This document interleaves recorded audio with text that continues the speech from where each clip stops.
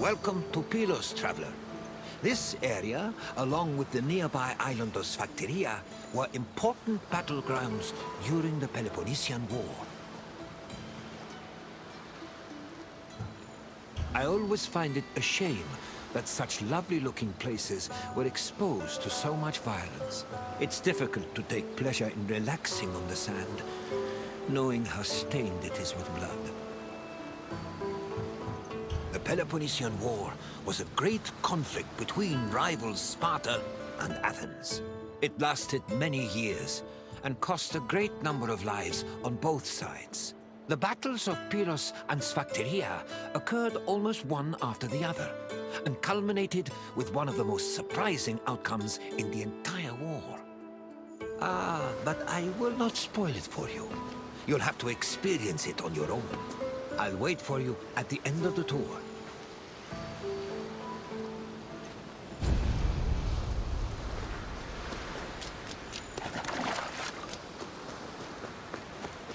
Since 431 BCE, the Peloponnesian War had been raging between Athens, Sparta, and their allies, with neither side gaining much ground. But in 425 BCE, an Athenian general named Demosthenes changed that. After a storm forced his fleet to stop in Pylos, Demosthenes realized a military presence in the area would give them an advantage against Sparta. Unfortunately, the fleet's strategists did not believe him, and left Demosthenes in Pylos with 5 triremes and 1,000 men. The Spartans, meanwhile, were too busy celebrating a religious festival to notice the enemy on their doorstep.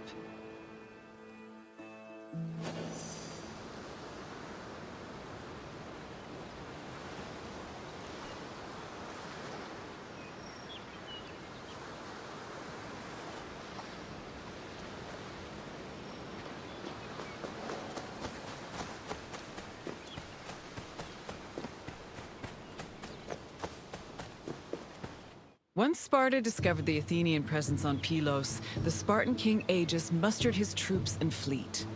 Sparta then descended on Demosthenes' outpost, attacking from both the sea and the mainland.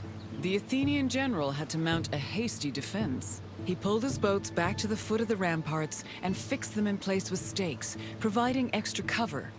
Then, going against all the established rules of battle, he descended with his hoplites to fight on the rocky shore, where he believed the Spartans would disembark. His gamble paid off, and the Spartans did indeed attempt to land at this location, though Demosthenes' forces made them hesitate. One of the Spartan leaders, Brasidas, decided to make the first move by ramming the rocks with his boat, exclaiming, "It's only a few planks." He paid for his actions when his shield slipped into the sea after descending from his boat, leaving him open to many blows.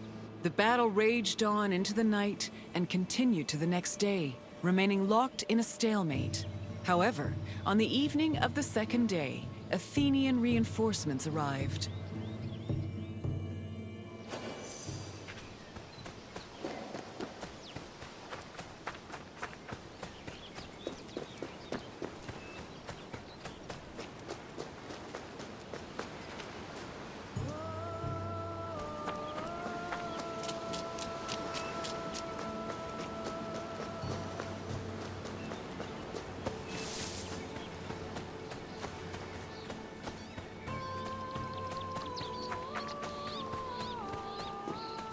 The sudden arrival of the Athenian fleet stacked the odds in Athens' favor. The fleet decided to hold off their attack until the next day, when they swarmed the Spartan ships. They successfully captured 5 enemy ships and damaged many others, cutting off access to the nearby island of Sphakteria. Then, to add insult to injury, the Athenians raised a stake hung with weapons they'd captured from the Spartans, including the shield of Brasidas. Meanwhile, the 420 Spartans on Sphakteria were trapped, and Sparta was completely helpless to rescue them.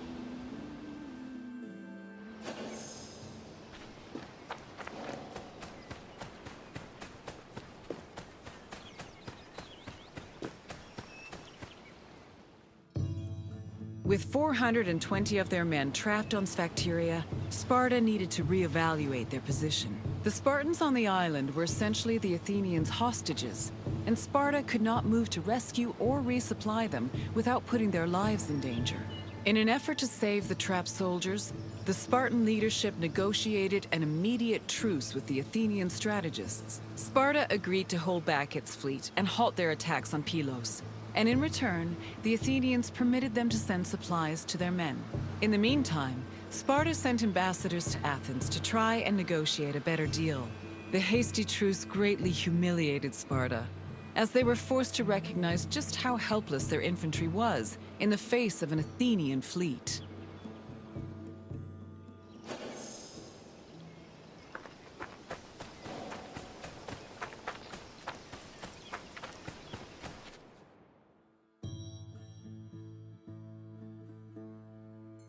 To bargain for the safety of their men, Sparta sent ambassadors to Athens to propose a cessation of hostilities. The ambassadors tried to emphasize that their situation was not a result of strategic incompetence or lack of strength, but rather plain bad luck.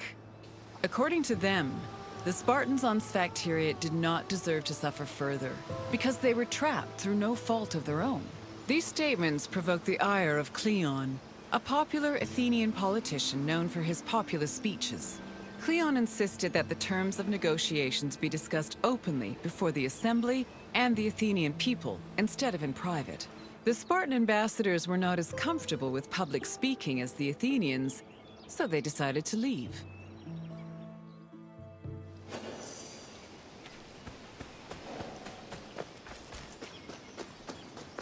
Following the failed attempts of the Spartan ambassadors, hostilities resumed. Back in Athens, Cleon took matters into his own hands.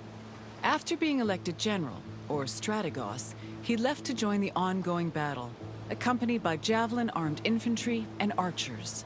With renewed strength and numbers, the Athenians landed on Sphakteria and engaged their enemy.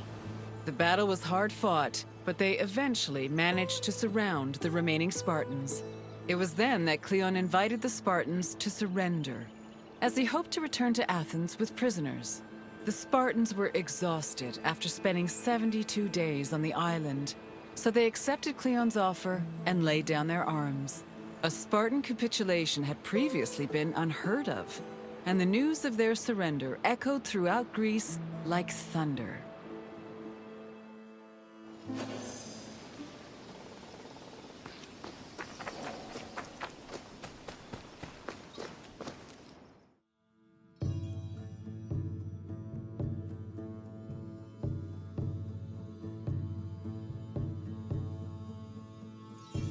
The Spartans' capitulation completely changed the course of the Peloponnesian War.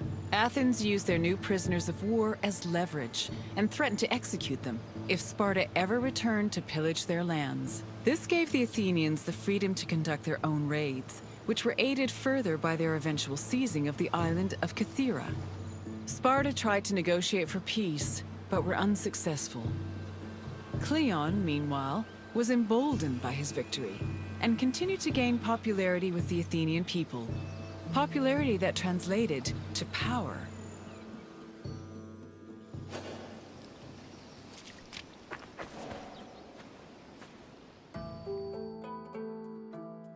I hope you enjoyed learning about the battles of Pylos and Sphakteria. The battles were hard fought by both sides, but Athens' victory gave them an enormous boost in morale. It encouraged them to be more aggressive, and it was some time before Sparta recovered from the aftershocks of their historic surrender. Now, is there anything else you'd like to do? I'm happy to oblige. Let's begin. Where were Demosthenes and his fleet forced to land during a storm?